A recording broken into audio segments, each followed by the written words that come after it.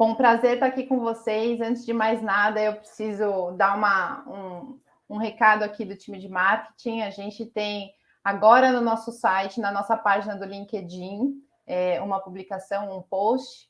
E quem estiver lá, quem nos seguir, curtir e comentar a nossa publicação, vai concorrer aí ao sorteio de um dos nossos moleskines. A gente tem aí uma coleção de moleskines feitas por artistas do ABC. E no final da nossa palestra eu vou divulgar aí quem é o ganhador, tá bom? Bom, pessoal, a conversa anterior aí estava super interessante. Eu vi que vocês estavam falando bastante sobre o papel ali do profissional de techs, né? Na atualidade. E o Alex fez um comentário muito legal, que é, poxa, se o profissional de techs for bom mesmo hoje em dia, ele mata o trabalho que ele faz hoje em dia. Então, eu imagino que o que a gente vai falar hoje aqui vai ajudar bastante, vai contribuir bastante aí com essa frente de negócios. A gente vai falar sobre como construir um business case para defender a automação nas empresas. Antes, me apresentando um pouco, meu nome, né, é Priscila.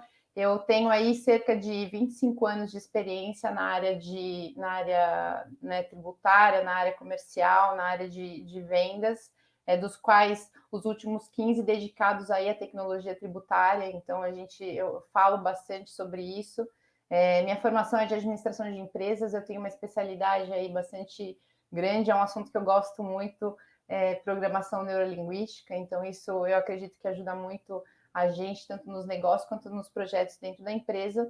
E eu espero poder compartilhar aqui com vocês uma linha lógica, na verdade, né? Quando a gente fala de business case é um assunto bastante amplo, bastante denso, dependendo de como ele é feito, dependendo do tema que a gente está defendendo.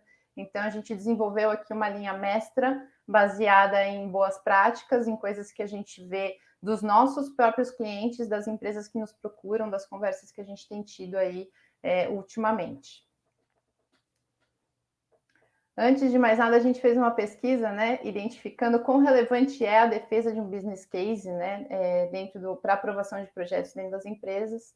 Então, a gente observa aqui que é muito relevante ou fundamental um business case. E por quê, né, pessoal? Eu costumo dizer o seguinte: um business case bem feito, quando a gente visita as informações e constrói o projeto com elementos palpáveis, isso dá para as empresas a garantia, né? Mais garantia, a gente chega mais próximo de um projeto bem realizado. E aí, ao longo da nossa conversa aqui, vocês vão entender por quê, né? Como é que isso se dá.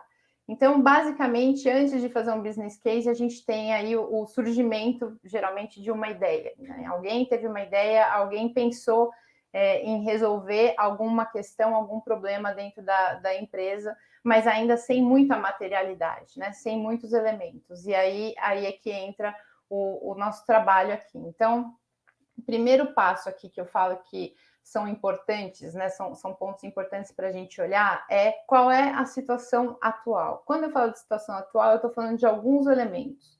O primeiro elemento olha para o lado, né? Olhe para os seus parceiros de negócio, olhe para a sua cadeia de valores, para os seus concorrentes, para os seus fornecedores, para os seus clientes, e entenda qual é a situação atual do seu mercado. Né? É um mercado em declínio, é um mercado em crescimento, é um mercado que eventualmente tem substitutos entrando ou ele está mudando. Ultimamente a gente tem sofrido muitas mudanças em alguns mercados, né? Frente à pandemia, por exemplo, o mercado do varejo mudou completamente para o mundo eletrônico. Então, observe isso e veja qual que é a tendência ali do seu mercado. Olhe também para a sua empresa. As empresas passam pelas mais diversas situações. Tem muitas culturas diferentes. Então, como é a sua empresa, em que momento que ela está? Ela está num processo de M&A? Ela está num processo de lançamento de IPO? É uma empresa familiar, onde a tomada de decisão ali é mais restrita a algumas pessoas ou não? É uma empresa gerida por executivos, né? É uma empresa que está bem posicionada no mercado ou não? Então, observe essas informações. E olhe também para as tendências do seu mundo, do seu mercado. Aqui, falando de automação tributária, eu trouxe alguns dados aqui bem rápidos para compartilhar com vocês sobre uma pesquisa que nós fizemos em parceria aí com a Arquivei no final do ano de 2021. Essa pesquisa contou com algumas empresas acho que cerca de 400 empresas, das quais 55% das empresas estão no lucro real. Uma das perguntas que eu trouxe aqui para compartilhar com vocês é o quão importante é os profissionais terem experiência em automação de processos para as empresas, né? Eles serão mais procurados do que antes. Então, entre provável e muito provável, a gente tem a grande maioria aí das respostas concentradas, ou seja, esses profissionais serão muito valorizados ali daqui para frente. Uma outra pergunta que a gente fez que me chamou a atenção o quão as empresas mais abertas à tecnologia estão dispostas a reformular o processo de techs. E na palestra anterior, no painel anterior, eu ouvi bastante a equipe falar sobre o cenário de techs, né, tendo sido visto nos últimos anos como regulatório, como mandatório. A gente não tinha muita alternativa para fazer muitas coisas, a gente tinha que seguir, tinha que respeitar os prazos. As empresas foram atropeladas por projetos ali da cadeia do SPED. E hoje, né, na atualidade, as empresas estão mais dispostas ali a melhorar os seus processos, né, a rever ali as práticas, melhorar e aí, consequentemente, também automatizar. Então, a maior parte das respostas foi provável ou muito provável. E aqui uma visão já para vocês terem uma ideia sobre quais processos estão sendo automatizados ou precisam ser automatizados do ponto de vista dos profissionais de techs e de techs IT. Então, a gente tem ali, eu chamo a atenção para alguns processos, como, por exemplo, o monitoramento de CNDs, que a maior parte não é automatizada, porém precisaria ser, ou monitoramento de mensagens com fisco, assim como pagamento de tributos, apuração de impostos e tudo mais. Então, a gente tem alguns processos que estão mais maduros, outros processos que precisam muito amadurecer e precisam muito de robotização. É o que a gente fala muito lá na Dutex. A gente trabalha muito com robotização de processos manuais, né? Manuais e repetitivos. Então, a gente pode agregar muito valor a esse tipo de processo. Muito bem. Então, olhei para as tendências, né? Essa pesquisa está disponível no nosso site para que vocês possam baixar e visitar ali com um pouco mais de profundidade outras informações. Aquele problema que nós identificamos lá no começo, então, eu preciso identificar aqui a história do problema, né? E aqui, quando a gente fala da história, é história mesmo, assim, o que aconteceu, né? Quando foi que aconteceu? Quantas vezes aconteceu? Quanto isso custou? Quando a gente visita a história, a gente enxerga ali no entorno coisas relacionadas além de custos, relacionadas a risco, relacionadas a desgastes, relacionadas a uma série de outras coisas ali que a gente pode materializar num próximo passo. Então, visite a história do problema, faça perguntas, eu falo muito sobre isso, faça perguntas, o que aconteceu, quem foi muito ruim, ou demorou muito, ou custou muito caro, comparado ao quê? Essas perguntas começam a ajudar a gente a materializar ali o problema. Num segundo passo, eu vou tangibilizar esse problema. E aí, quando eu falo de tangibilizar, pessoal, o que a gente vê? Eu trouxe aqui um pouco da experiência que a gente tem lá na Dutex com relação à automação de pagamento de tributos, né? Geração de guias e pagamento de tributos. Primeiro ponto que as empresas visitam, né, geralmente, o custo com a operação atual. Então, quanto custa a minha operação atual para eu conseguir gerar guias e pagar impostos? Quantas pessoas são necessárias para isso, né? Materialize isso, coloque na ponta do lápis. E geralmente utilize também a questão tempo. Então, olhe para o tempo que você está materializando. Estou olhando nos últimos 12 meses, estou olhando nos últimos 24 meses. Dependendo das empresas, a questão de tempo pode ser mais longa ou mais curta. Pagamentos de guias em duplicidades. Quando a gente fala também sobre tarefas repetitivas, eu geralmente tenho muita dificuldade em manter uma equipe engajada e interessada nesse tipo de trabalho, que me acarreta, consequentemente, um alto turnover. E a gente sabe isso para os gestores, é terrível, né? Você tem que engajar o time, lidar com o turnover, chega gente nova, tem todo um tempo ali de treinamento, de passagem de conhecimento, e isso acontece muito dependendo das tarefas que a gente atribui para esse time. Então, é muito importante aqui no problema a gente tangibilizar, a gente materializar, para quanto custa, né? E em quanto tempo. Além de tangibilizar o problema, a gente também precisa visitar outros dois pontos, né? Outro ponto que é o impacto para os negócios, ou seja, Aquele problema que eu visitei, né, ali atrás, as perguntas que eu fiz, qual foi o impacto, eventualmente, que o negócio sofreu com isso e que geralmente é mais difícil de tangibilizar, porém deve ser destacado. Ou seja, com a falta, por exemplo, de uma CND, eu posso ter perdido a oportunidade de participar de um processo licitatório, e no último ano eu deixei de participar de 3, por exemplo. Então, o que significa isso? Ou o atraso da minha mercadoria, né, na entrega da minha mercadoria, gera impacto na experiência do meu cliente. O quão a experiência do meu cliente é importante para o meu negócio hoje, né? Vocês percebem que as coisas vão se encaixando ao longo do processo da construção do business case. Uma coisa está encaixada na outra. Se para mim é muito importante, existem negócios que é primordial, mais primordial do que os outros, a experiência do cliente, e isso gera um impacto bastante negativo para a companhia. Então, materialize isso, identifique quais são esses pontos. E, não menos importante, identifique quais são as prioridades. Quando a gente começa a identificar problemas dentro de casa, né, que a gente precisa resolver, geralmente vem uma lista, eles não vêm sozinhos, né? Vem uma penca de problemas. E aqui eu trouxe uma das ferramentas que é bastante utilizada para gestão de prioridades ali de problemas a serem resolvidos, que é a análise GUT. Então, coloque ali numa planilha as notas, né, com relação à gravidade, urgência e tendência daquele processo, né? Faça uma média entre essas três notas e identifique ali no resultado qual é o problema que mais dói na sua companhia, ou seja, qual é a prioridade ali que você precisa atacar. Legal. Então, dei o passo 1, dei o passo 2, identifiquei o problema. Muito bem. E agora a gente vai falar de projeção. Por quê?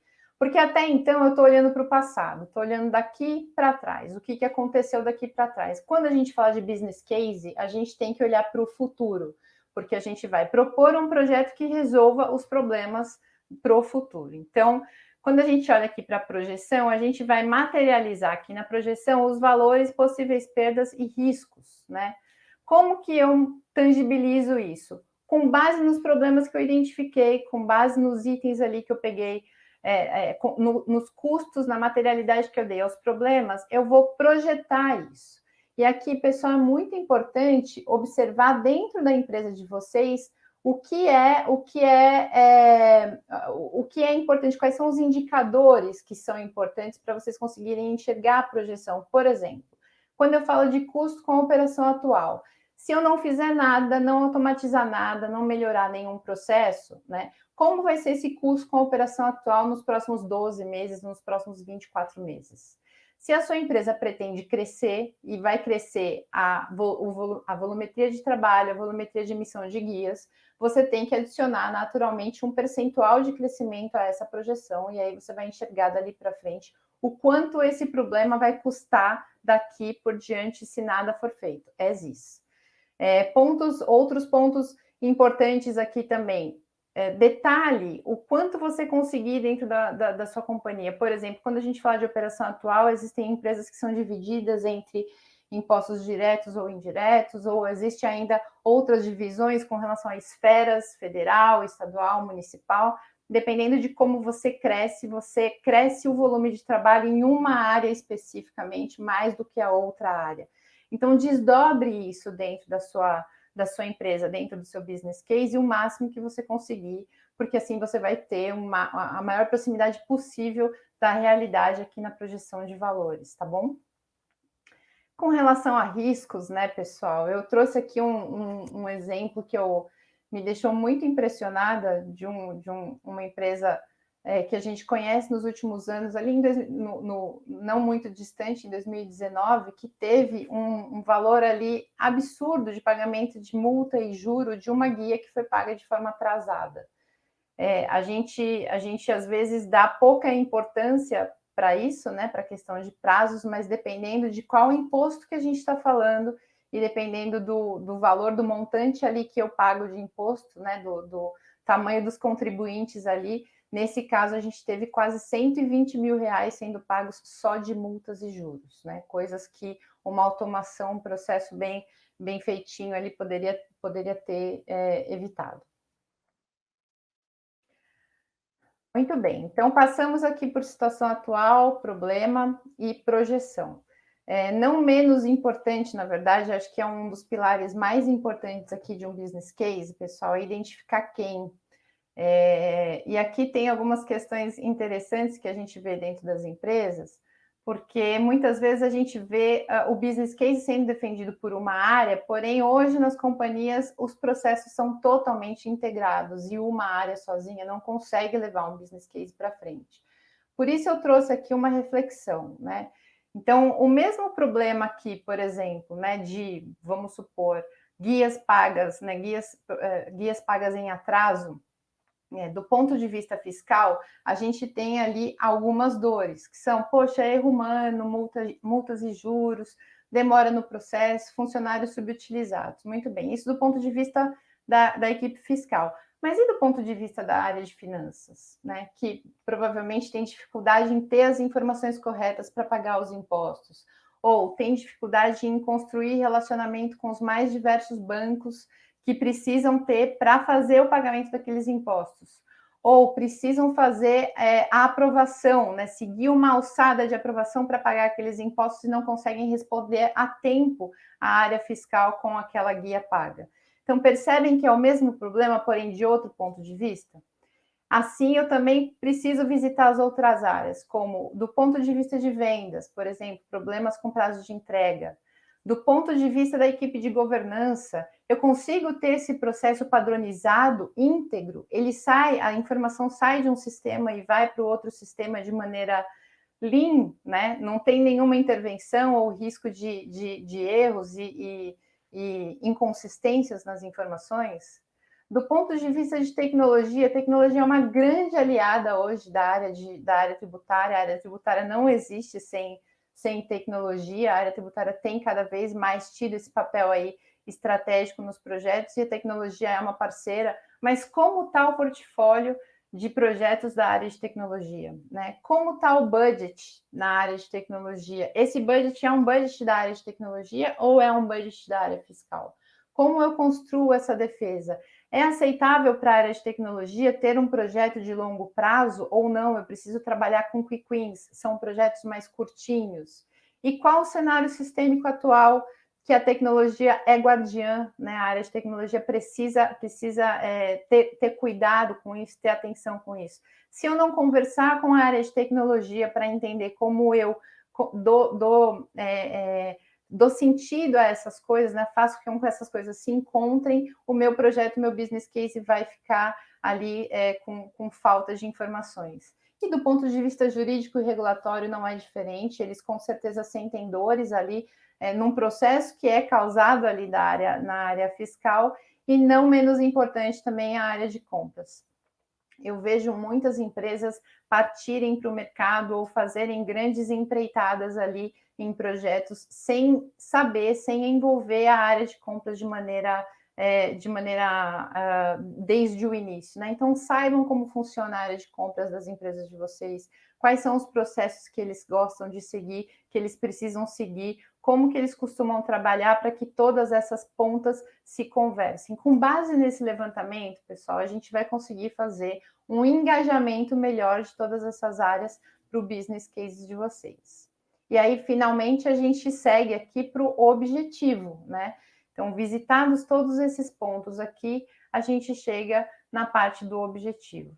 Então, no meu business case, é muito importante a gente definir, tendo visitado todas essas informações, o que eu quero fazer? Qual que é a proposta de valor aqui desse business case? Por exemplo, implementar uma ferramenta que automatize a geração de guias, né, reduzindo o tempo de X para Y, economizando X horas de trabalho, evitando a perda ou o gasto de X mil reais. Então, declare qual é o objetivo do seu business case o máximo que você puder. Engaje os seus parceiros, né? Ou seja, tanto internos quanto externos. É muito provável que você vá precisar de fornecedores, de parceiros de tecnologia. A gente vive isso muito junto com as empresas. Então, engaje os parceiros, seja transparente, declare para os parceiros o que é que você quer e como que eles podem te ajudar. Peça ajuda. As pessoas tendem a serem muito mais apoiadoras quando a gente compartilha os objetivos com ela, quando a gente compartilha aonde a gente quer chegar. As pessoas se sentem fazendo parte ali do seu business case. E defina papéis e responsabilidades dentro desse cenário. Lidere esse processo, né? Identifique quem é que precisa entregar determinada informação ou quem é que vai precisar entregar determinada fase do projeto, determinada informação no projeto dali para frente, caso o business case seja aprovado, caso você consiga seguir em frente com isso. Não, assim, muito importante, projeto cronograma e custos versus a economia, o que vai te dar a visão de payback. Então, com base aqui no que eu levantei de projeção de tendência, né, de custos, versus as informações que eu preciso investir, o que eu preciso investir nesse projeto. Eu vou fazer uma informação, vou colocar isso numa linha do tempo, né? Vou construir um cronograma para isso. E, consequentemente, eu vou descobrir ali um payback, né? Ou seja, o tempo de retorno daquele projeto. E quando a gente fala de payback, eu fiz essa pergunta para várias empresas, né? Qual que é a média ideal ali de payback? E não tem um número mágico aqui. Depende muito da situação da sua empresa. Se você está ali, né, numa empresa onde eu brinco que o mato está alto, tem muita coisa para melhorar, tem muita coisa para evoluir, muitos projetos para acontecer, muito provavelmente serão aprovados os projetos que tiverem payback mais rápido, né, payback mais curto. Enquanto que se você está numa empresa que está mais estruturada, mais equilibrada e os projetos, as oportunidades estão sendo caçadas, né? A gente precisa realmente encontrar os pontos ali de melhoria, os pontos de aumento de eficiência, de aumento de produtividade. Às vezes eu consigo trabalhar com um payback um pouco mais extenso. Então, por isso a importância de você conhecer a sua empresa e conhecer a forma como a sua empresa toma a decisão e principalmente quem é que vai tomar essa decisão, quais são as prioridades, qual é a agenda desse board, desse comitê.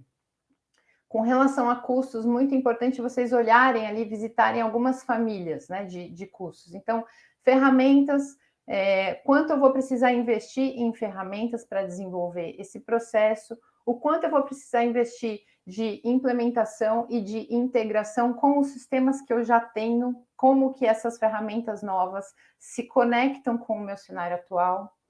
Qual é o investimento que eu vou ter em manutenção dessas ferramentas? Aqui eu falo muito a área fiscal, na verdade, ela demanda muita manutenção, demanda muita atualização legal. A gente faz isso lá internamente na Dutex no dia a dia. A gente sabe bem que o fisco muda mais do que as mulheres mudam de cabelo, então esse é um custo bastante alto.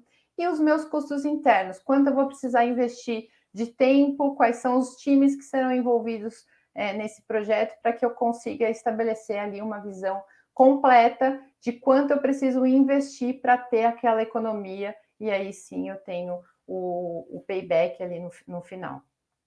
Importante, pessoal, ajustem o payback o quanto vocês precisarem, né? Eventualmente você faz ali, tem ciclos isso, você faz uma primeira vez o seu business case e você vê que você está tendo um payback ali de, sei lá, 3 anos, 5 anos. Poxa, isso não é suficiente. Será que eu consigo fasear esse processo? Será que eu consigo fazer pequenas entregas? O quanto eu consigo negociar aqui com as áreas internas, com os fornecedores, com os meus parceiros, para poder viabilizar e eventualmente eu não consiga fazer o projeto inteiro numa primeira onda, mas eu consigo fazer pequenas entregas e ir melhorando ao longo do tempo, tá bom? Aqui eu trago alguns cases para vocês de empresas que trabalham conosco, então, para a gente poder materializar um pouquinho, né? São todas empresas que fizeram esse trajeto aqui de business case. Então, uma primeira empresa que tem uma diversidade muito grande de impostos ali, a gente tem uma economia nessa empresa de R$430 mil por ano, né? Garantindo um payback de 2 anos e meio, com a solução de automação de pagamento de impostos. Outras 2 empresas do varejo bastante representativas também, que tiveram uma quantidade de guias, né, muito grande sendo automatizadas, e isso fez com que o projeto deles de Omnichannel, tão importante aí com a entrada da pandemia, fosse viabilizado, né? Sem a solução de automação, esse projeto seria inviável. E uma outra empresa do segmento de indústria, que é um pouquinho diferente, que economiza cerca de R$300 mil com diárias de caminhão parados em barreiras fiscais, em função da falta ali do recolhimento da DIFAL no processo de operação. Então, aqui são algumas informações que eu gosto de materializar. A gente na Dutex tem muito orgulho em dizer que nós economizamos mais de 40 mil horas no mês para as nossas empresas, para os nossos clientes. Isso significa 1 milhão de guias geradas por mês e uma economia de 8,2 milhões no ano para os clientes que a gente atende, para o nosso ecossistema. A gente gosta muito de trabalhar aí com o que a gente trabalha, né, simplificando as rotinas fiscais. Hoje a gente tem mais de 2 bilhões em impostos sendo processados pela nossa plataforma, e atendemos aí cerca de 300 grupos econômicos, representando aí mais de 6 mil CNPJs, fazendo todo esse trabalho aí de automação. Então, nós somos uma startup, já fomos criados aí há um pouco mais de 2 anos, mas a gente já tem aí uma robustez bastante legal e bastante experiência em automatizar o processo de comunicação das empresas com o fisco no que diz respeito a pagamento de impostos, gestão de certidões negativas de débito e a comunicação aí dos contribuintes com o fisco nos domicílios tributários eletrônicos. Pessoal, eu termino por aqui. Eu queria passar um videozinho para vocês do nosso último case que nós lançamos no final da última semana com a Sephora, onde o Guilherme conta para a gente um pouquinho de como foi a experiência dele nesse processo de automação. Mas por uma incompatibilidade técnica a gente não vai conseguir projetar, mas eu deixo aqui o convite para vocês visitarem nossa página no YouTube, onde a gente tem esse e outros diversos cases. E deixo aqui meus contatos. Esse é um tema que eu particularmente gosto muito de conversar. O nosso time na Dutex está totalmente preparado para conversar com vocês também sobre isso e ajudá-los aí dentro das companhias para construir business cases aí de sucesso. E eu gostaria muito de obter aí o feedback de vocês com relação às informações que a gente compartilhou aqui. Faltou alguma coisa? Seria legal falar de alguma outra coisa? Enfim, a gente pode ir conversando também ao longo dos próximos dias.